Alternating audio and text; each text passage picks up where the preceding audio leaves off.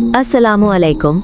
आज हम आपको लेकर चलते हैं काकेशस के उस मुल्क में जहां आग जमीन से निकलती है, इतिहास पत्थरों में लिखा है और पूरब व मगरिब की तहजीबें आपस में मिलती हैं।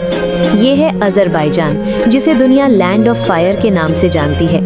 अज़रबैजान सिर्फ एक देश नहीं बल्कि हजारों साल पुरानी एक दास्तान है। ये वो सरजमीन है जहाँ कभी ज़रतुश्त मजहब के मानने वाले आग की इबादत किया करते थे और बाद में इसी जमीन ने इस्लाम की रोशनी को अपनाया।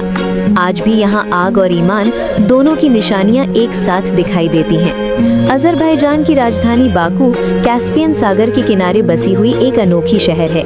यहाँ पुराने शहर की पत्थर की गलियाँ शीशे की आधुनिक इमारतों से हाथ मिलाती हुई नजर आती हैं। एक तरफ इचेरी शहर की दीवारें हैं तो दूसरी तरफ फ्लेम टावर्स की चमक। ये टकराव नहीं बल्कि तालमेल है।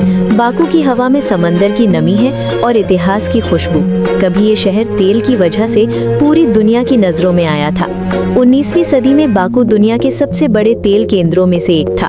यही तेल अज़रबैजान की ताकत भी बना और इसकी सियासत का हिस्सा भी। अज़रबैजान का इतिहास जंगों और सल्तनतों से भरा हुआ है। फारसी, अरब, तुर्क और रूसी सबने इस जमीन पर हुकूमत की। हर दौर ने यहाँ कुछ छोड़ा, ज़बान, तहजीब, लिबास और तामीरात। यही वजह है कि अज़रबैजान की पहचान एक रंग में नहीं बंधती। इस्लाम अज़रबैजान में 7वीं सदी में पहुंचा।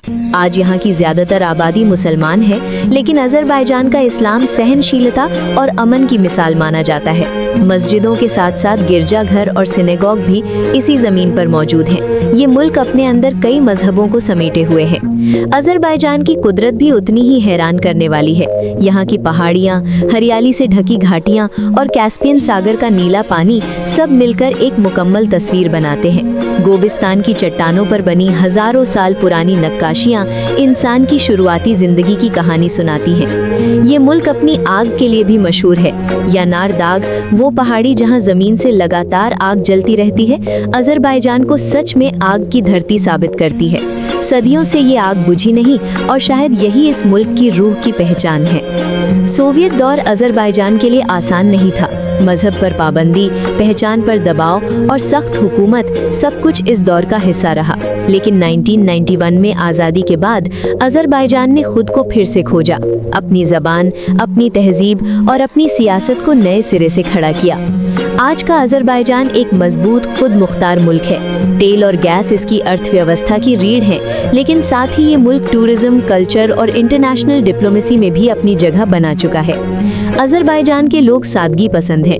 मेहमान नवाजी यहाँ की रगों में दौड़ती है। चाय, मिठाइयाँ और लंबी बातचीत, यही अज़रबैजानी मेहमान नवाजी का अंदाज है। यहाँ का संगीत, खासकर मुगाम, दिल को छू लेने वाला होता है। ये मुल्क शायद उन लोगों के लिए नहीं जो सिर्फ शोर और चमक ढूंढते हैं। अज़रबैजान उन लोगों के लिए है जो इतिहास को महसूस करना चाहते हैं, जो आग में भी सुकून ढूंढ लेते हैं। अज़रबैजान हमें सिखाता है कि असली ताकत दिखावे में नहीं बल्कि अपनी पहचान को संभाल कर रखने में होती है।